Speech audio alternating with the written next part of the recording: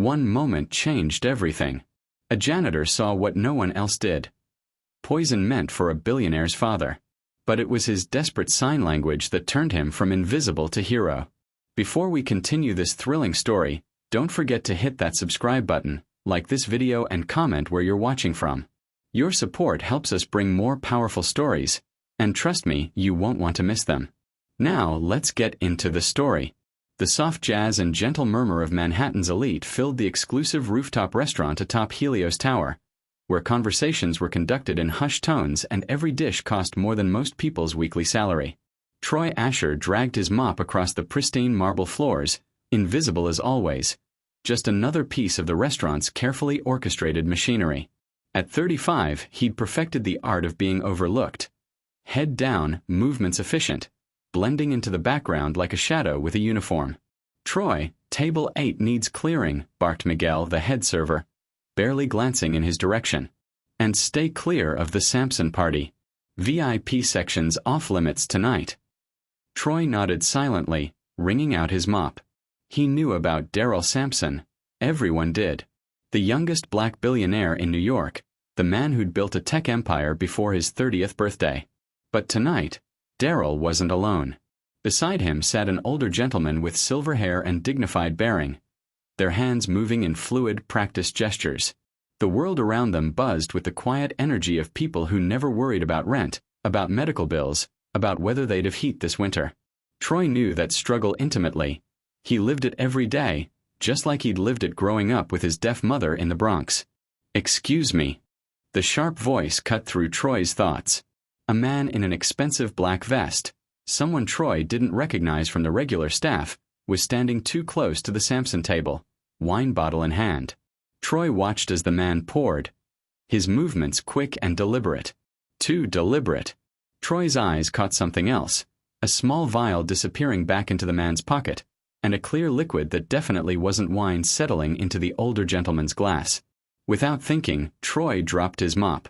The older man, Willie Sampson, he realized, was reaching for the poisoned glass, while Darryl was distracted by his phone.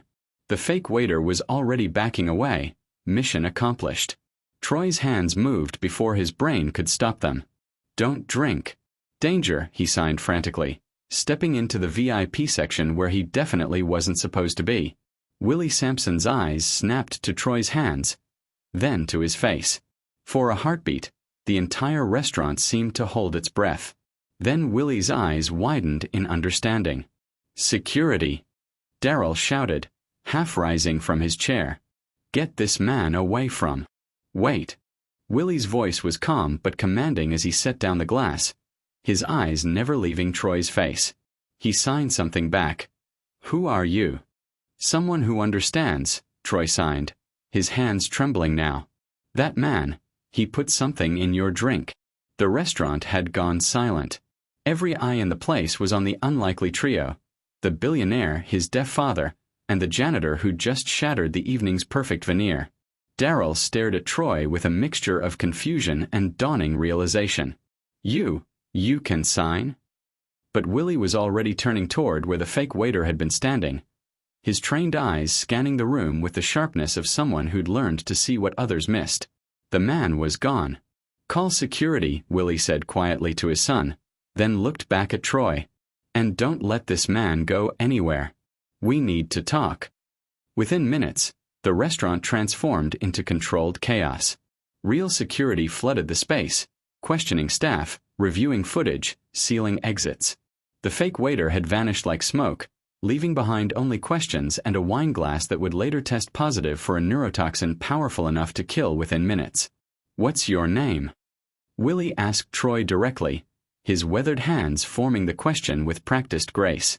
"Troy Asher," he signed back, still reeling from the unreality of it all. "Where did you learn ASL?" The question hit Troy like a physical blow.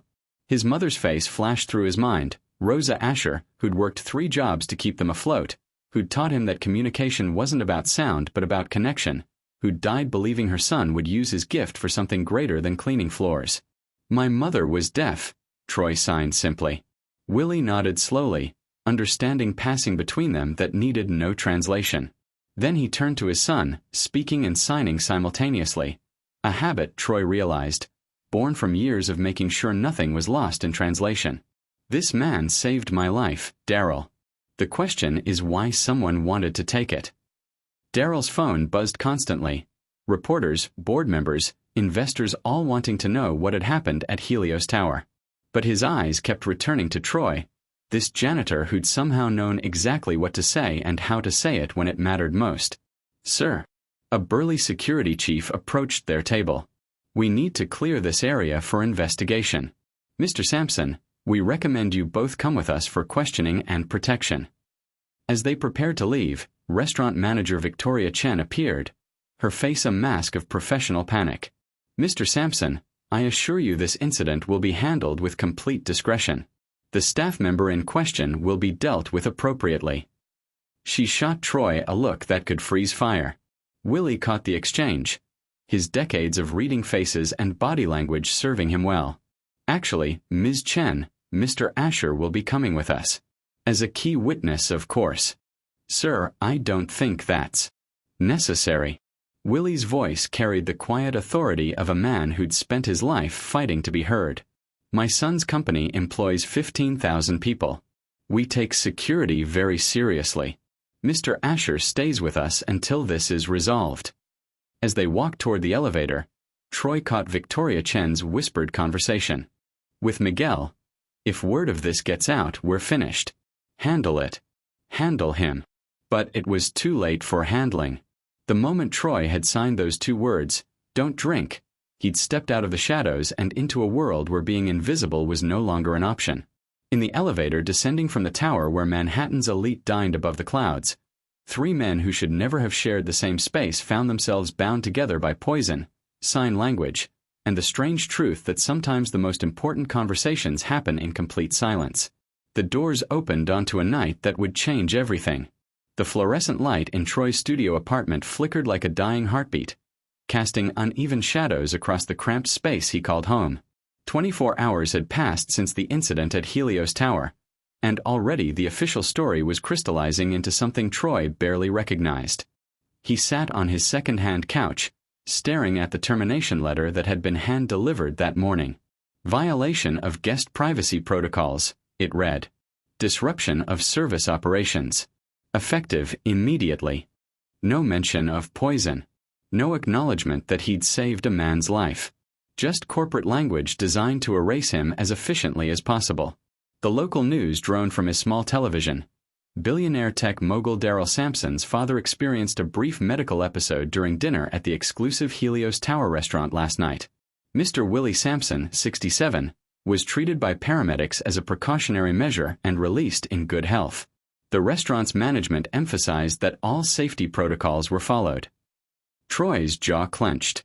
Medical episode. As if Willie Sampson had simply felt dizzy from the altitude. His phone buzzed, a text from his former coworker Maria. Heard you got canned. What really happened up there? Miguel's telling everyone you had some kind of breakdown. Troy set the phone aside without responding. What was the point?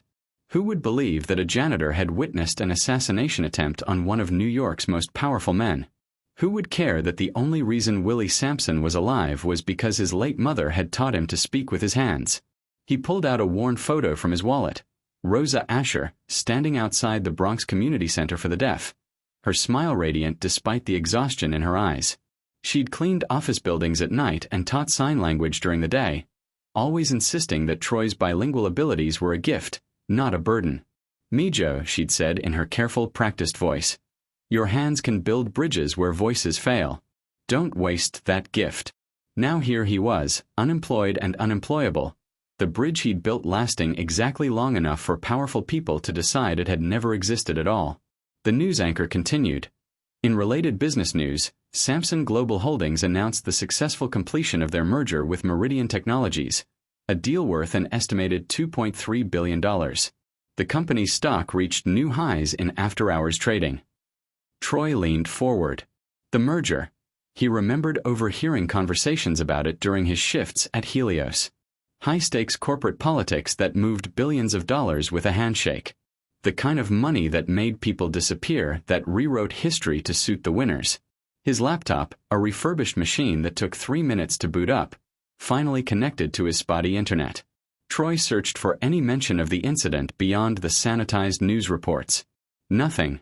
He tried searching for the fake waiter's face, the man who'd vanished like smoke after poisoning Willie's wine.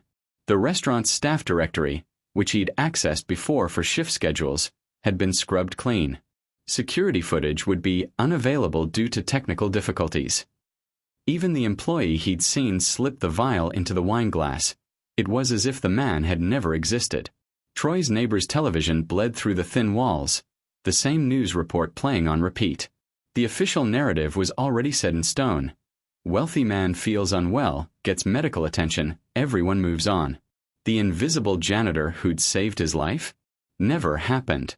A knock at his door made Troy freeze. 3 firm raps, too confident to be a neighbor, too early to be a delivery. Through the peephole, he saw a woman in an expensive gray suit, her posture screaming federal agent or corporate security. He didn't answer. Mr. Asher. Her voice was professional, neutral. My name is Detective Sarah Martinez, NYPD. I'd like to ask you a few questions about last night.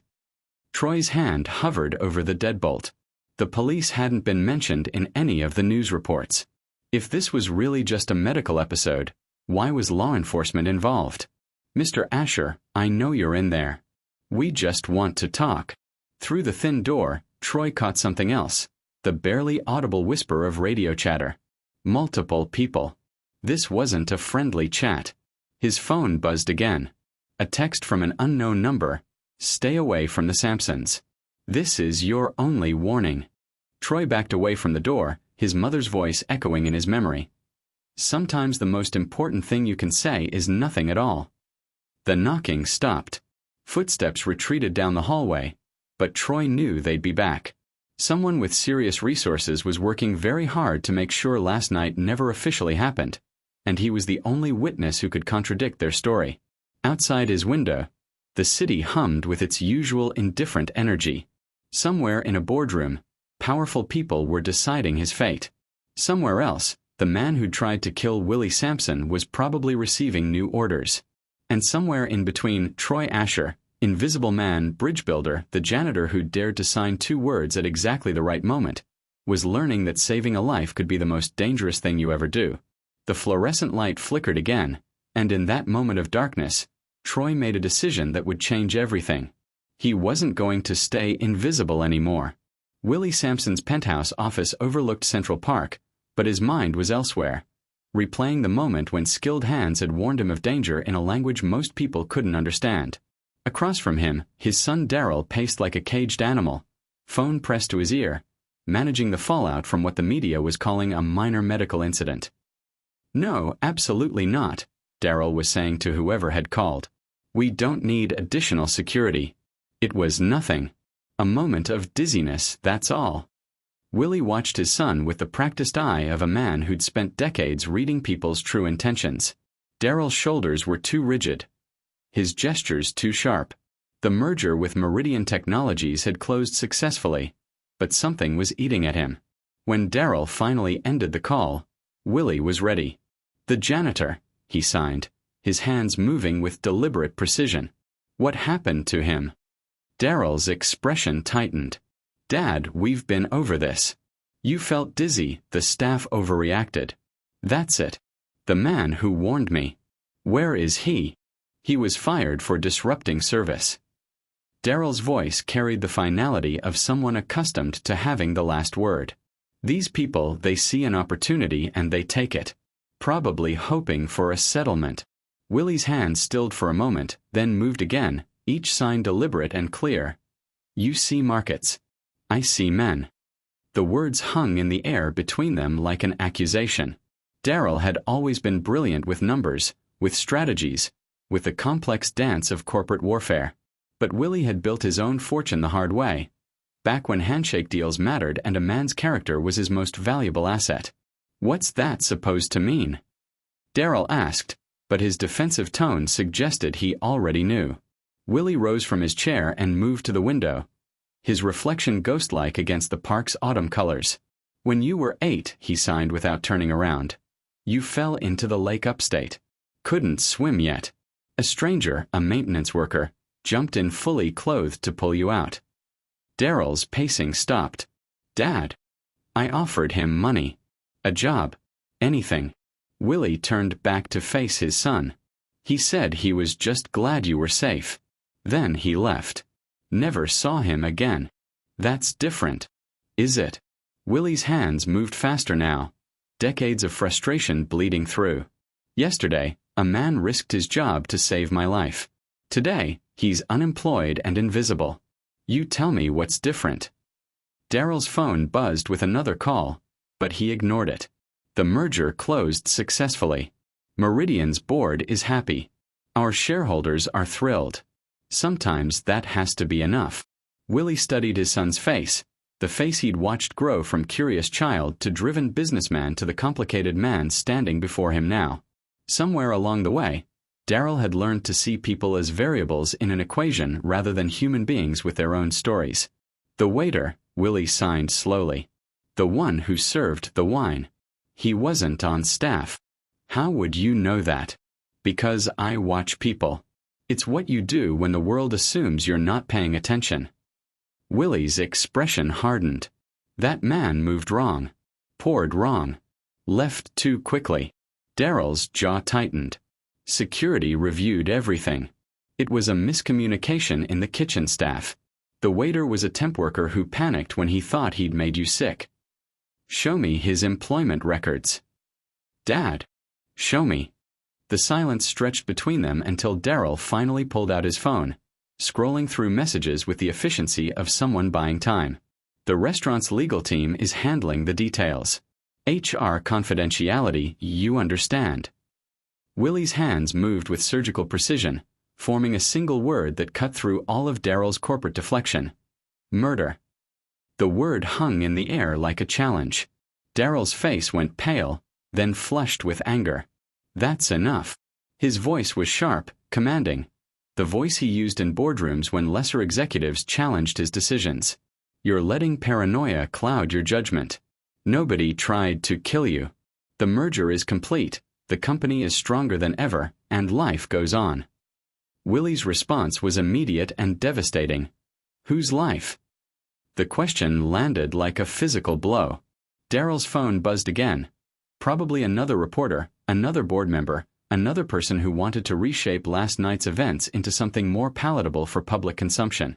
The janitor saved your life, Willie continued, his hands moving with quiet authority. Now he's been erased. The waiter who poisoned my wine has vanished. The security footage has disappeared. Tell me again how this is just business. Daryl stared at his father, seeing perhaps for the first time the steel that had built their family fortune. Not through corporate mergers or stock manipulation, but through the older, harder currency of truth and consequences. What do you want me to do? Daryl's question came out smaller than intended. Willie's answer was simple, direct, and utterly inflexible. Find Troy Asher. Bring him here. And this time, listen to what he has to say. Outside the penthouse windows, Manhattan hummed with its usual energy. But inside the office where billions of dollars in decisions were made daily, a father was teaching his son that some equations couldn't be solved with money alone. Troy was stuffing his few belongings into a duffel bag when the knock came. Not the aggressive rapping of the detective from yesterday, but something gentler, more patient. Through the peephole, he saw Willie Sampson standing alone in the hallway. No security detail, no entourage, just an elderly man in an expensive coat who somehow looked completely out of place and perfectly at home at the same time. Troy hesitated, then opened the door. Mr. Asher, Willie said aloud, then switched to sign language. May I come in? The apartment suddenly felt smaller with Willie inside it, not because of his physical presence, but because of what he represented. Wealth, power, the kind of influence that could reshape a person's life with a phone call. But his eyes held something Troy hadn't expected. Genuine respect.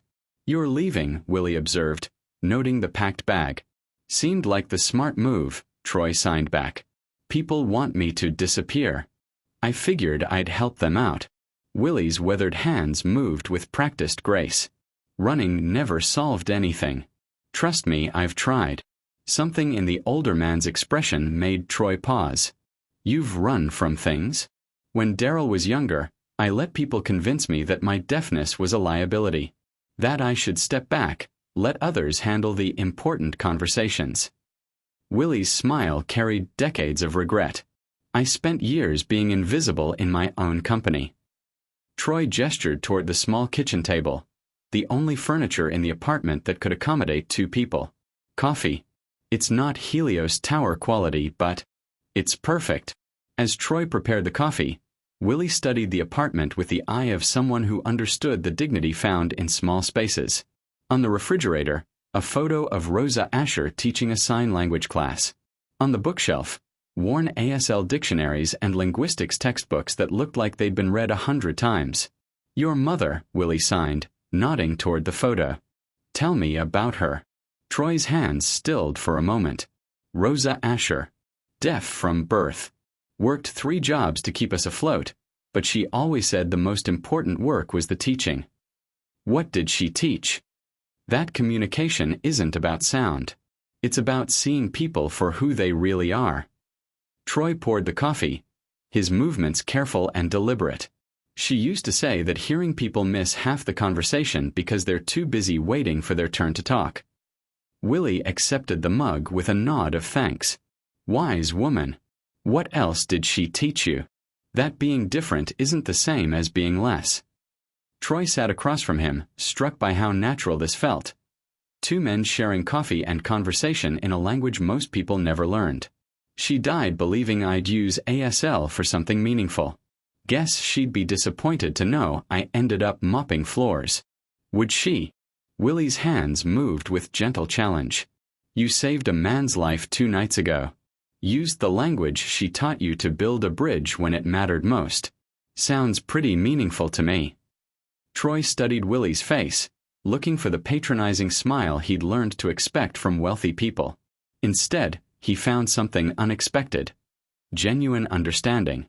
Why are you here, Mr. Sampson? Because my son thinks last night was about business. Stock prices and merger deals and corporate strategy. Willie's expression grew serious. But you and I know it was about something much simpler. Someone wanted me dead. The waiter has vanished completely. No employment records, no background check, no paper trail. Professional work. Willie leaned forward slightly. The question is, who benefits from my death? Troy's mind raced through the possibilities. The merger you mentioned on the news. $2.3 billion. Enough money to make people do terrible things. Willie paused, then signed something that made Troy's blood run cold. Including kill the one person who might ask the wrong questions. You think someone on your own board? I think someone with access to my schedule, my security details, and my dining preferences wanted me eliminated before I could examine the merger too closely. Willie's hands moved with quiet intensity. And they almost succeeded. The sound of footsteps in the hallway made both men tense. Multiple sets, purposeful and coordinated. Troy moved toward the window, but Willie caught his arm. It's my son, he signed. I told him to meet me here. You told him where I live. Willie's smile held a hint of mischief. Daryl's very good at finding people when he wants to. Corporate resources, you understand. The knock came, authoritative but not aggressive. Through the door, Daryl's voice. Dad? Are you in there? Willie rose to open the door, leaving Troy standing by the table, uncertain whether he was about to be rescued or arrested. Daryl entered with 2 security guards, his expression shifting from concern to confusion as he took in the scene. His father having coffee with the janitor who'd disrupted their dinner, both men clearly comfortable in each other's company. What's going on here? Daryl asked. Willie turned to his son, hands and voice working in perfect synchronization. A habit that had always annoyed Daryl because it reminded him of conversations he couldn't fully access. I'm having the first honest discussion about last night with the only person who is actually paying attention. Willie's tone carried quiet authority. Maybe you should sit down and listen. Darrell's private office at Samson Global Holdings had always been his sanctuary. Floor-to-ceiling windows overlooking the Hudson, minimalist furniture that spoke of success without ostentation, and most importantly, complete privacy. But as he studied the financial records spread across his desk at 2 a.m., the space felt more like a trap. The merger documents with Meridian Technologies told one story: a clean, profitable acquisition that would expand Samson Global's reach into artificial intelligence and defense contracting. But the deeper Darrell dug into the subsidiary contracts and shell company transfers, the darker the picture became. Frederick Klein's name appeared everywhere, hidden behind layers of corporate structure that would take forensic accountants months to unravel. Klein, his former mentor, the man who'd taught him everything about reading market trends and leveraging debt. The man who'd been conspicuously absent from the merger celebration dinner. Darrell's phone buzzed. A text from his head of security. Media situation developing. Check Channel 7. He switched on the wall-mounted television, keeping the volume low. The late-night news anchor wore the expression of someone delivering gossip disguised as journalism. New details are emerging about the incident at Helios Tower earlier this week.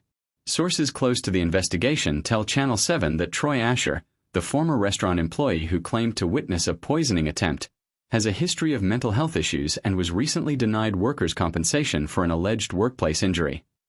Darrell's jaw tightened as the screen filled with Troy's employee photo. Somehow they'd obtained his personnel file, complete with unflattering details about his financial struggles and employment gaps. According to anonymous sources, Asher may have staged the entire incident as part of an elaborate scheme to extract money from the Samson family. Restaurant management confirms that security footage from that evening shows no evidence of any criminal activity. The report continued with manufactured quotes from former co-workers, describing Troy as increasingly erratic and desperate for money. None of it was true, but it was expertly crafted to destroy any credibility he might have had. Darrell's computer chimed with an encrypted message from his private investigator. Shell company registered to Phoenix Acquisitions LLC funded the media leak. Traced back to Klein Industries subsidiary. Files attached. The attached documents painted a picture that made Darrell's stomach turn. Frederick Klein hadn't just opposed the merger. He'd systematically positioned himself to benefit from it by acquiring Meridian's most valuable assets through a web of shadow companies. Willie's death would have thrown Samson Global into chaos, potentially forcing a fire sale that would let Klein snap up the pieces at bargain prices. But there was more. Financial transfers dating back 6 months showed payments to a consulting firm that specialized in reputation management and strategic communications. The same firm that was currently destroying Troy Asher's credibility on every news channel in the city. Darrell's hands trembled slightly as he reached for his secure phone. His father had been right about everything. The fake waiter, the cover-up, the systematic erasure of evidence. And now Troy, the man who'd saved Willie's life, was being crucified in the court of public opinion. The phone rang twice before Willie answered, his voice thick with sleep. "Darrell, what time is it?" "Dad, I need you to see something. Can you come to the office? Now. It's the middle of the night. It can't wait." Darrell's voice carried an urgency that cut through Willie's drowsiness. "And we need to get Troy somewhere safe. They're coming for him." 30 minutes later, Willie sat across from his son's desk, studying the financial documents with the methodical intensity that had built their family fortune. His expression grew darker with each page. "Klein," he said finally, the name carrying decades of complicated history. "I should have seen this coming. You trained with him at Goldman Sachs, didn't you? 40 years ago. Brilliant man, but ruthless. When I started Samson Global, he offered to partner with me. Said he could help me navigate the challenges of being deaf in the business world." Willie's tone carried old wounds. "I turned him down. Told him I didn't need anyone to speak for me. And now he's trying to destroy everything we've built." Willie nodded toward the television, where Troy's photo was being displayed alongside text describing him as potentially dangerous and seeking financial gain. "They're not just coming for the company, son. They're making sure the one person who can connect Klein to the poisoning looks like a fraud." Darrell's phone buzzed with a message from his security chief. "NYPD just issued a warrant for Troy Asher's arrest. Charges include filing false police reports and attempted extortion. He's got maybe an hour before they find him. We have to warn him, Daryl said, already reaching for his jacket. Willie's hands moved in rapid sign language. Old habits surfacing under stress. Too late. If they've issued a warrant, they're already on their way to his apartment. The two men stared at each other across the desk littered with evidence of conspiracy and betrayal. Outside the windows, Manhattan glittered with the cold beauty of a city that never slept, never stopped, never paused to consider the human cost of its endless ambitions. "Dad," Daryl said quietly, "what have we done?" Willie's response was immediate and unwavering. "We've learned the difference between being successful and being right. Now we fix it."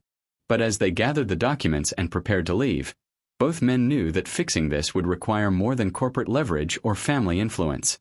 It would require them to step out of their protected world and fight for a man who'd risked everything to save a stranger's life. The question was whether they could reach Troy before Klein's carefully orchestrated destruction was complete. Troy knew something was wrong the moment he saw the police cars surrounding his apartment building. 3 marked units, 2 unmarked sedans, and enough officers to arrest a small gang. He ducked into the bodega across the street, watching through the window as Detective Martinez led a team up to his floor. His phone buzzed. A text from Willie. "Don't go home. They're coming for you." Too late. Through the bodega's security camera feed visible on the owner's small television, Troy watched officers emerge from his building carrying evidence bags. One contained his laptop. Another held what looked like official documents, papers he'd never seen before in his life. "Breaking news," the television anchor announced. "NYPD has arrested Troy Asher, the former restaurant employee who claimed to witness an assassination attempt on billionaire Willie Sampson. Police say they found classified merger documents worth millions of dollars hidden in Asher's employee locker at Helios Tower restaurant." Troy's blood ran cold. He'd cleaned out his locker the day he was fired. It had been empty except for a spare uniform and his mother's photo. The news footage showed Detective Martinez holding up plastic evidence bags containing documents with official Sampson Global letterhead. "Mr. Asher appears to have stolen confidential financial information related to the recent Meridian Technologies merger," she told reporters. "We believe he was attempting to use this information to extort money from the Sampson family." His phone rang. Willie's number. "Where are you?" The older man's voice was tense. "Bodega on 147th Street. They planted evidence in my locker." "I know. Daryl's watching it happen in real time. Someone with access to the restaurant planted those documents after your termination." Troy watched as more news vans arrived, turning his quiet neighborhood into a media circus. "Mr. Sampson, maybe you should distance yourself from this. These people, they're playing for keeps." "So are we." Willie's voice carried steel. "Meet me at Channel 7 in 1 hour. Loading dock entrance." "And Troy." "Yes, sir. Bring the photo of your mother." An hour later, Troy slipped through the service entrance of the Channel 7 building, guided by Willie's security detail. They moved through maintenance corridors like ghosts, avoiding the main newsroom where reporters were probably preparing to crucify him further. Willie waited in a small production room, flanked by Daryl and a woman Troy didn't recognize. Middle-aged, professional, with the calm intensity of someone who'd spent years in television. "Troy, this is Rebecca Santos, Channel 7's news director," Willie said. "She's agreed to let me make a statement." "Mr. Sampson, I appreciate what you're trying to do, but—" "No," Willie interrupted, his hands moving as he spoke. "You saved my life. The least I can do is save your reputation." Rebecca checked her watch. "We go live in 10 minutes. Are you sure about this, Mr. Sampson? Once this airs, there's no taking it back." Willie's response was to hand her a prepared statement written in both English and ASL notation. "I want cameras on my hands as well as my face. This needs to be accessible to everyone." The news set felt surreal under the bright lights. Willie sat across from anchor Patricia Webb, looking calm despite the storm he was about to unleash. Troy watched from the control room, flanked by security guards who'd been instructed to protect rather than arrest him. "Good evening," Patricia began. "We're joined tonight by Willie Sampson, father of billionaire tech mogul Daryl Sampson, who has requested this live interview regarding the arrest of Troy Asher. Mr. Sampson, thank you for being here. Willie nodded, then did something that made the control room fall silent. He began signing before he spoke, his hands moving with deliberate precision as his voice followed. Thank you, Patricia. I'm here because an innocent man is being destroyed for saving my life. His hands continued moving as he spoke, each gesture clear and purposeful. 2 nights ago, someone tried to poison me at Helios Tower Restaurant. The man who warned me, Troy Asher, used sign language to save my life. Today, he's in jail on fabricated charges. Patricia leaned forward. The police say they found stolen documents in his possession. The police found documents that were planted by the same people who tried to kill me. Willie's hands moved faster now, passion bleeding through his careful control. Documents that Troy Asher never had access to, in a locker he'd already emptied. The camera zoomed in on Willie's hands as he continued signing, providing real-time translation for deaf viewers while his voice carried the message to everyone else. Troy Asher is a janitor who speaks 2 languages, English and American Sign Language. He learned ASL from his mother, who was deaf. He used that gift to save a stranger's life, and now powerful people are trying to destroy him for it. Willie pulled out the photo Troy had brought, Rosa Asher teaching her sign language class, surrounded by students whose faces glowed with understanding. This was Troy's mother. She taught him that communication isn't about sound, it's about seeing people for who they really are. Willie's voice cracked slightly. Troy saw danger when no one else did. He saw a man in trouble and acted without thinking about consequences. That's not the behavior of a criminal. That's the behavior of a hero. The control room erupted as social media feeds began flooding with responses. #JusticeForTroy was already trending, with thousands of people sharing Willie's live-sign statement. Rebecca Santos watched the feeds with growing amazement. In 30 years of television, I've never seen anything like this. The response is overwhelming. But in the shadows beyond the camera lights, other forces were already mobilizing. Frederick Klein's network of influence ran deep, and Willie Sampson had just declared war in the most public way possible. The battle for Troy Asher's freedom, and the truth about the poisoning, was just beginning. The #JusticeForTroy had exploded across social media within hours of Willie's live television appearance, but in the war room of Sampson Global Holdings, the mood was grimly focused. Troy sat at the conference table still wearing the clothes he'd been arrested in 12 hours earlier, flanked by the best legal team money could buy and 2 men who'd risked everything to secure his release. The annual Tech Innovation Gala, Daryl said, sliding a gold-embossed invitation across the table. Tomorrow night at the Metropolitan Museum. 500 of the most powerful people in technology, finance, and government, including Frederick Klein. Troy studied the invitation with the wariness of someone who'd learned not to trust elegant surfaces. And you want me to go back to serving drinks to people who think I'm a criminal? Not serving, Willie corrected, his hands moving as he spoke. Watching. Listening. Being invisible in the way only you know how. The plan was audacious in its simplicity. Daryl would announce at the gala that Sampson Global was reconsidering the Meridian merger, citing new concerns about the deal structure. The announcement would force Klein's hand. He'd either have to reveal his knowledge of details that should be confidential, or make a move that would expose his network of influence. It's dangerous, Troy said flatly. If Klein was willing to kill you once, what makes you think he won't try again? Willie's expression hardened. Because this time, we'll be ready. And this time, the whole world will be watching. Rebecca Santos had agreed to position Channel 7 cameras throughout the gala under the pretense of covering the city's elite charitable giving. But the real focus would be on capturing whatever Klein did when he realized his carefully constructed scheme was unraveling. The service staff uniforms will give you access to every part of the museum, Daryl explained. Kitchen, storage areas, private meeting rooms, places where people think they can speak freely. Troy's lawyer, a sharp-eyed woman named Elena Rodriguez, slid a legal document across the table. Your bail agreement prohibits you from leaving the state, but it doesn't prevent you from working. Technically, You'll be employed as a security consultant for the evening. A security consultant who mops floors and carries trays. The best kind, Willie signed with a slight smile. No one suspects the help of being intelligent. The next 24 hours passed in a blur of preparation. Troy studied floor plans of the Metropolitan Museum, memorized the guest list, and practiced with the nearly invisible communication devices that would keep him connected to Willie and Daryl throughout the evening. But it was the final piece of equipment that struck him most powerfully. A small pin camera designed to look like a museum volunteer badge. Your mother would be proud, Willie told him as they tested the equipment one last time. Using your gift to expose the truth.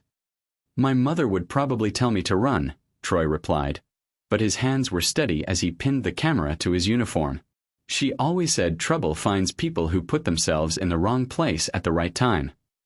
And heroes, Willie signed back, are just people who refuse to walk away when trouble finds them. As the sun set over Manhattan, 3 unlikely allies prepared for a confrontation that had been building for decades. In his penthouse office, Frederick Klein reviewed the guest list for the gala, unaware that his carefully orchestrated destruction of Troy Asher had instead forged an alliance between a billionaire's family and the janitor who'd saved their patriarch's life. The Metropolitan Museum after hours was a different creature entirely. Shadows and marble, ancient artifacts bearing witness to modern conspiracies. Troy moved through the service corridors with practiced invisibility, his uniform rendering him nearly transparent to the guests who glittered and gossiped in the main halls. Through his earpiece, Willie's voice was calm and steady. Klein just arrived. East entrance, surrounded by his usual entourage. Troy positioned himself near the museum's Temple of Dender, where cocktails were being served among Egyptian artifacts that had witnessed the rise and fall of empires. From his vantage point behind the bar, he could see everything. The power brokers making deals over champagne, the politicians glad-handing donors, the journalists hunting for the evening's most quotable moment. And there, moving through the crowd with the confidence of a man who believed he'd already won, was Frederick Klein. Silver-haired, expensively dressed, carrying himself with the authority of someone accustomed to reshaping the world to his will. Target acquired, Troy whispered into his microphone, watching as Klein greeted Daryl with the warmth of an old friend and mentor. But it was Willie's response that made Troy's blood run cold. Remember, son, the most dangerous predators are the ones that hunt in packs. Klein won't be alone tonight. As if summoned by Willie's warning, Troy spotted them. Faces he recognized from the restaurant 2 nights ago, security personnel who moved with military precision, businessmen whose eyes held the cold calculation of professional killers. The trap was set, but as Troy watched Frederick Klein's network materialize around him like wolves circling prey, he realized they weren't the only ones hunting tonight. The question was, who would be the predator, and who would be the prey? The Temple of Dender hummed with the conversation of Manhattan's elite, ancient stone bearing witness to modern power plays. Troy refilled champagne glasses with mechanical precision, his eyes constantly scanning the crowd. Through his earpiece, Willie's voice provided a steady stream of intelligence. Guest movements, security positions, the subtle choreography of people who wielded billions of dollars with casual conversation. Klein's making his rounds, Willie reported. Talking to board members, testing the waters. He knows something's coming. Troy watched Frederick Klein work the room with practiced charm, shaking hands and exchanging pleasantries while his pale eyes constantly calculated. Every gesture screamed predator. The way he positioned himself with his back to walls, how his security detail maintained subtle but constant contact, the manner in which he assessed each person's value before deciding how much attention to invest. Daryl's about to make the announcement. Willie's voice crackled through the calm, "Stay sharp." The crowd quieted as Daryl moved to the small stage beside the ancient temple. Museum lighting cast dramatic shadows across his face as he tapped the microphone. Ladies and gentlemen, thank you for joining us tonight in support of the Metropolitan Museum's education initiatives. His voice carried the authority of someone accustomed to commanding attention. Before we proceed with the auction, I wanted to share some important news about Samson Global Holdings. Troy noticed the subtle shift in the room's energy. Conversations paused. Phones emerged as investors prepared to capture whatever market-moving information was about to be revealed. After extensive review, Samson Global is suspending the Meridian Technologies merger pending investigation of irregularities in the financial documentation. The reaction was immediate. Guests turned to each other with expressions ranging from confusion to alarm. Stock traders began furiously typing on their phones. But Troy's attention was fixed on Frederick Klein, whose face had gone absolutely stone cold. That's when Troy saw him, moving through the crowd with a server's tray, head down, uniform identical to Troy's own, the man who'd poisoned Willie's wine at Helios Tower. The assassin who'd vanished like smoke was now 20 feet away, threading between shocked investors toward the stage where Darryl continued his announcement. Troy's hands moved without conscious thought. Waiter. Danger. Moving toward Darryl. Across the room, Willie's head snapped in Troy's direction. Their eyes met for a split second, enough for Willie to read the urgent message being signed with surgical precision. Willie's own hands moved in response, catching his son's attention with practiced subtlety. Behind you. Fake waiter. Now. Darryl's voice never wavered as he continued speaking, but Troy saw his peripheral vision shift, scanning for the threat his father had identified. The museum security team, briefed on the evening's true purpose, began closing in from multiple directions. The fake waiter seemed to sense the net tightening. His pace quickened, one hand dropping toward something concealed beneath his serving tray. Troy abandoned all pretense of invisibility. He stepped directly into the man's path, blocking his approach to the stage. "Excuse me," he said loudly enough to draw attention. "I think you're in the wrong section." The man's eyes met Troy's, and recognition flashed between them. Predator and witness, assassin and the janitor who'd ruined his first attempt. "You," the man whispered, his hand moving toward whatever weapon he'd concealed. "Me," Troy replied, then raised his voice to carry across the stunned crowd. "Ladies and gentlemen, I'd like you to meet the man who tried to poison Willie Sampson." The museum erupted in chaos. Security descended on the fake waiter from 3 directions while Rebecca Santos's camera crews, positioned throughout the space, captured every second. The man struggled briefly, then went still as he realized escape was impossible. James Morrison, Detective Martinez announced as she appeared with backup officers, reading from a file. Real name, Viktor Petrov. Former Spetsnaz, currently employed by Apex Solutions, a private military contractor owned by Klein Industries. The words hit the gathered crowd like physical blows.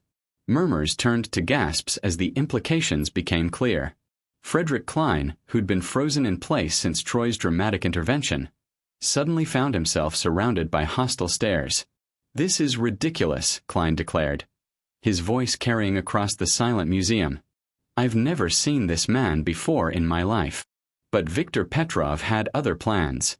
Perhaps sensing that his employer was about to disavow him, perhaps simply tired of being a disposable asset, he looked directly into the Channel 7 cameras and spoke with the clear diction of a man unburdening himself of terrible secrets. "Frederick Klein hired me through Apex Solutions to eliminate Willie Sampson." The old man was asking too many questions about the Meridian merger, questions that would have exposed shell companies and illegal fund transfers worth hundreds of millions. The museum's acoustics carried every word to the furthest corners of the space. Phones captured everything. Social media feeds exploded with real-time updates. Within minutes, the confession was trending worldwide. Klein's face had gone ashen. His security detail melted away as they realized their employer's situation had become legally radioactive. Even his most loyal business associates stepped back, suddenly remembering urgent appointments elsewhere. The merger was a sham, Petrov continued, apparently deciding that complete confession was his only path to survival. Klein planned to destabilize Samson Global through Willie's death, force a fire sale, then acquire the company's most valuable assets through his shell companies at a fraction of their worth. Willie stepped forward, his hands moving as his voice carried across the stunned crowd. "And when Troy Asher saved my life, you decided to destroy his instead." The accusation hung in the air like a challenge. Around them, the assembled elite of Manhattan's financial world watched as decades of careful planning crumbled in real time. Frederick Klein, master manipulator and would-be murderer, had finally been exposed in the most public way possible. But as Detective Martinez moved to arrest him, Troy realized the night's revelations were far from over. The most dangerous predators, as Willie had warned, never hunted alone. 6 months after the Metropolitan Museum Gala became national news, Troy Asher stood in the conference room of the newly established Sampson Foundation for Deaf Safety and Education, watching his team prepare for their largest event yet, a symposium bringing together law enforcement, security professionals, and deaf advocacy groups to address the communication gaps that had nearly cost Willie Sampson his life. The foundation's offices occupied 3 floors of a Manhattan high-rise, far from the basement where Troy had once mopped floors and remained invisible. But the view from his corner office, a phrase he still couldn't quite believe applied to him, looked directly toward Helios Tower, where everything had changed with 2 desperate words signed in the darkness. "The press conference starts in 20 minutes, his assistant Maria announced. She was deaf, like half of the foundation's staff, and Troy's days now flowed seamlessly between spoken English and American Sign Language. Channel 7 is setting up in the main conference room. Troy nodded, adjusting his tie, another piece of his new reality that still felt foreign. 6 months ago, he'd owned 2 uniforms and a pair of work boots. Now his closet held suits that cost more than he'd once made in a month, though he still kept his mother's photo on his desk and her ASL dictionary close at hand. The press conference went smoothly, with Troy announcing a partnership between the Sampson Foundation and the NYPD to train officers in basic sign language and emergency communications. But it was the evening that held real meaning. Dinner with Willie and Daryl at the same rooftop restaurant where a janitor had once saved a billionaire's life. Helios Tower felt different now. The same jazz played softly in the background, the same marble floors gleamed under elegant lighting, but the staff moved with a new awareness. 3 of the servers had learned basic ASL through the Foundation's community programs, and the restaurant's emergency protocols now included procedures for communicating with deaf guests. Troy approached table 12, the same spot where Willie had nearly died, with the strange sensation of time folding in on itself. Willie and Daryl were already seated, but something was different about their interaction. Where once Troy had observed careful distance between father and son, now he saw hands moving in fluid conversation, both men signing as naturally as they spoke. "You taught him," Troy observed as he took his seat. "We taught each other," Willie corrected, his hands emphasizing the distinction. "Turns out my son is a quick learner when he puts his mind to it." Daryl's signing was still careful, deliberate, but his eyes held the satisfaction of someone discovering a new language. "I spent 30 years thinking Dad's deafness was something to work around. I never realized it was something to learn from." The server who approached their table, Maria, the same woman who'd once been Troy's coworker, greeted them with a smile and fluent sign language. "Good evening, gentlemen. It's an honor to serve you again." They ordered carefully, all 3 men acutely aware of the symbolism. No wine tonight. Sparkling water and coffee, transparency in crystal glasses. Troy found himself studying the other diners, noting details with the heightened awareness that had become second nature.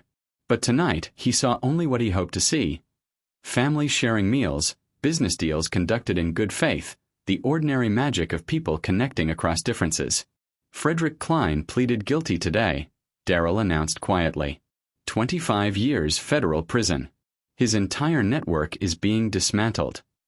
Willie's expression held no satisfaction, only the tired relief of someone who'd seen justice served after a long fight. "And Viktor Petrov?" 15 years plus deportation. His testimony was the key to unraveling everything. Daryl's hands moved as he spoke, the dual communication now as natural as breathing. The shell companies, the illegal transfers, the assassination plot, all of it.